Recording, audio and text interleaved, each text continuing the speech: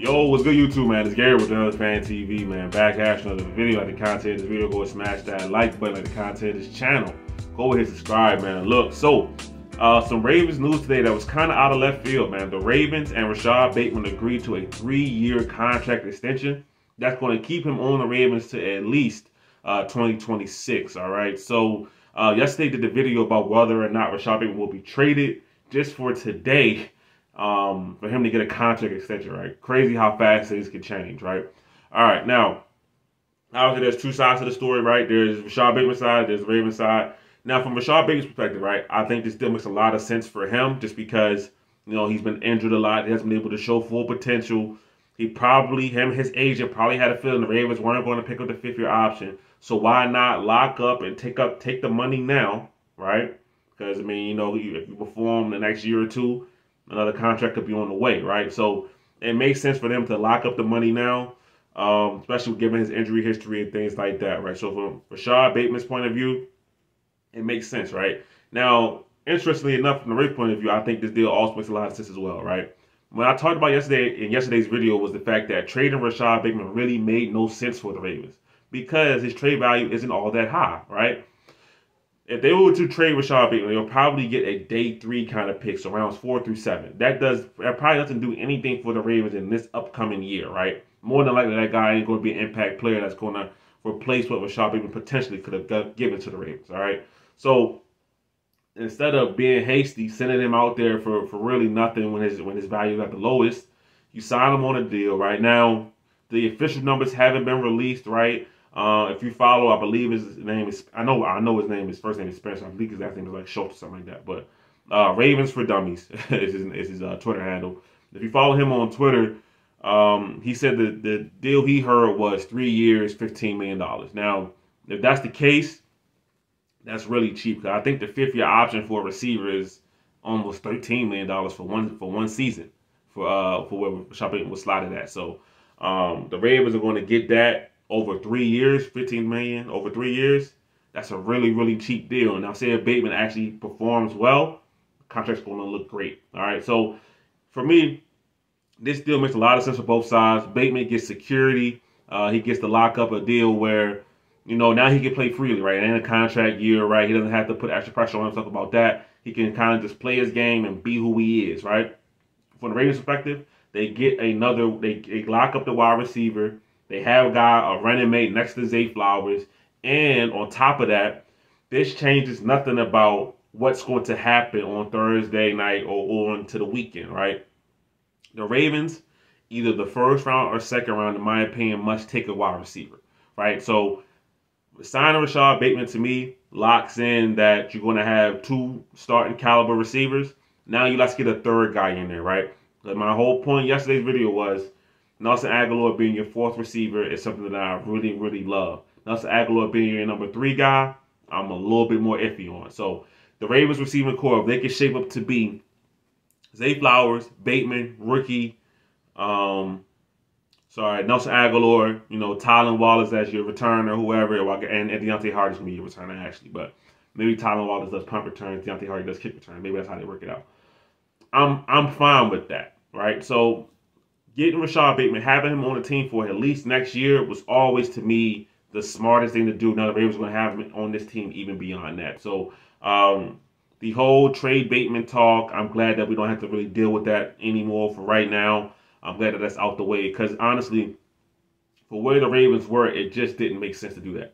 Now, what I said was the Ravens must draft the wide receiver probably with one of their first 2 picks, okay? If you want to stretch it, even the 3rd round pick is I think it's 93, so that's still a top 100 guy. But somewhere in those first 3 rounds, they need to draft a receiver, okay? My issue would lie in if the Ravens say, hey, look, we signed Rashad Bateman, now we done a receiver. That would be my issue, right? You can't do that, right?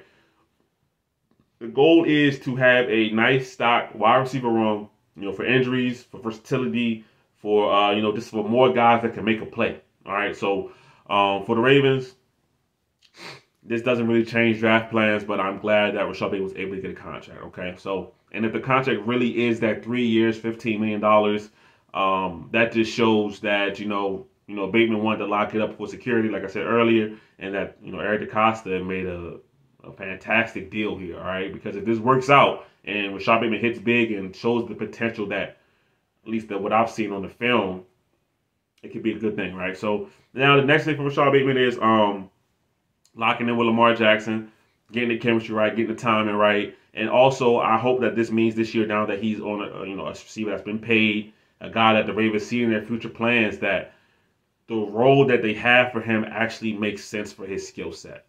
That's my biggest thing for Bateman. Can Todd Monken put him in a role? Really doesn't have to be too complicated. Really, what Odell Beckham did last year for the Ravens, Rashad Bateman could do for them next season, right? There's really no difference in the role, right? It was just the fact that Odell was taking up that slot, so they had to have, or position, I should say, so Bateman had to do something else. Now that Odell's no longer here, Bateman can do those kind of things, work your slants, work your digs, work your end routes, your curl routes, your hitches, those kind of things. I think that he should be a more productive player. Listen, it's all on the film that he gets open, all right? Now, him and Lamar have to get it right when it comes to time and accuracy, but even to me, I think that's overblown, right? Because when Bateman is working pretty much in breaking routes, which Lamar loves to throw and which Bateman loves to run, the timing and accuracy is pretty good on both ends, right? It looks good. When you're running curls and hitches, it looks decent. Really, the only issue they have is when you try to throw the ball over top. That's really the only issue they have. So now this doesn't preclude Bateman from ever going over the top, but I want to see his role be more of a possession guy, yak guy underneath, right? Make that his kind of role. We get Zay Flowers down the field a little bit more, and whatever receiver that you draft in this upcoming draft has to be a field stretcher, right? That guy has to be able to stretch the field, deep ball track, and all that has to be on the top of that guy's game. All right, so, but I'm gonna wrap it up here, man. But for the Ravens, for Rashad Bateman, this is a deal that makes sense for both sides. I'm glad that they got it done. I'm glad that I no longer have to talk about will he be here, will he not be here. Rashad Bateman is going to be a part of the Ravens for next season, and I expect him to have a good season. I honestly, I really do. He's healthy. If you think about it, right? This is kind of the first offseason where Rashad Bateman, as a pro, has been healthy and been able just to focus on football, right? Doesn't have to worry about rehab and things like that. He's really committed to just getting better and working at his craft. So that's a good sign to me. I can get on board with that. So with Bateman, with Zay Flowers and whoever they draft, I like the Ravens young receiving core right there. Then you throw in Mark Andrews, Isaiah Likely. The Ravens are going to have weapons on this offense, and then that leaves the big question for the offensive line. Can he have guys that's going to protect Lamar Jackson so he can get through all of his reads like we know he can, like he does on a consistent basis, and not have to go into scramble mode because, left tackle, right tackle, or, they ain't holding up. So this Ravens offense is shaping up. It is coming together. The draft is still a very, very big part of it. I said it, I mentioned it before. The Ravens still need to find 3 to 4 starters in this draft class. That hasn't changed. But like I said, I'm glad Rashad Bateman is still going to be a Raven. So give me your thoughts on the signing of Rashad Bateman, the 3-year contract extension. We'll talk about it in the comments, man. But I'm out of here, though. It's Gabriel, Fan TV. I'm out.